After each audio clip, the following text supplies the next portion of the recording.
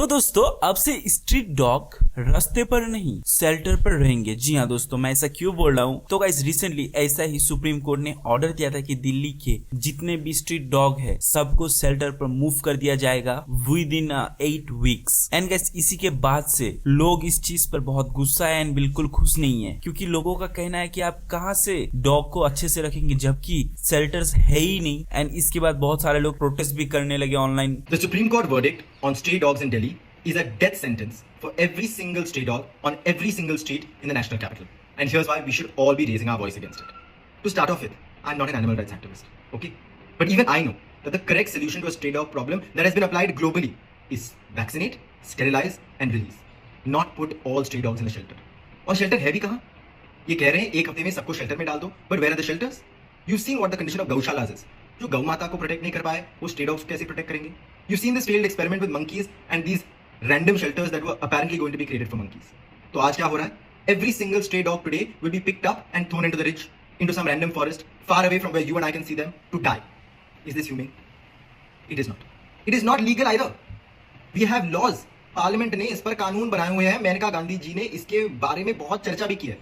But the judiciary does not want to listen to these laws. This judgment is not based either in good policy or in good jurisprudence.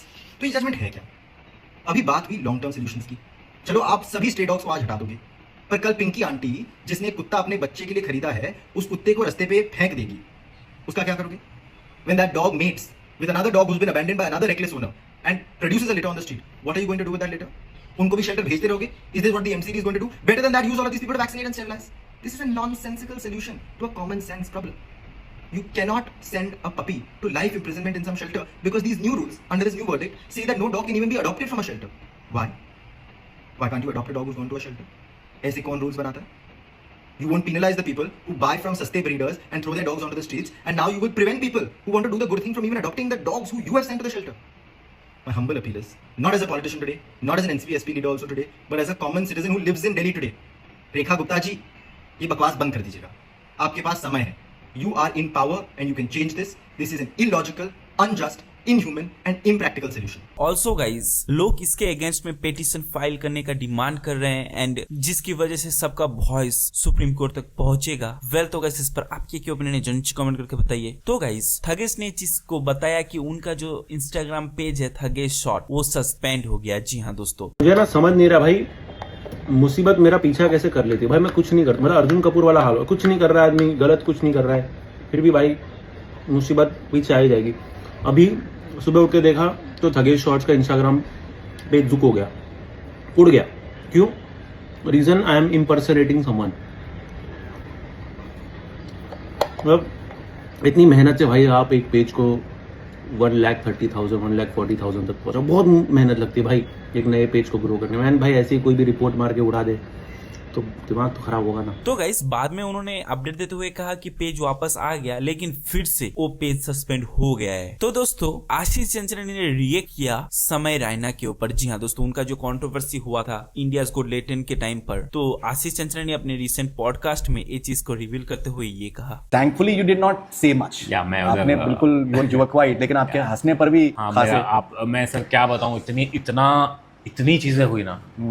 I think वो जो 2 महीने थे turmoil मतलब not just for me, everyone. I would say समय, अपूर्वा, रणवीर, पाजी हमारे जो हमारे साथ थे उस वक्त। क्या हुआ ना आपको पता है, समय था वैंकूवर में, अपूर्वा को वो लोग ढूंढ नहीं पा रहे थे ना। Apoorva was scared also.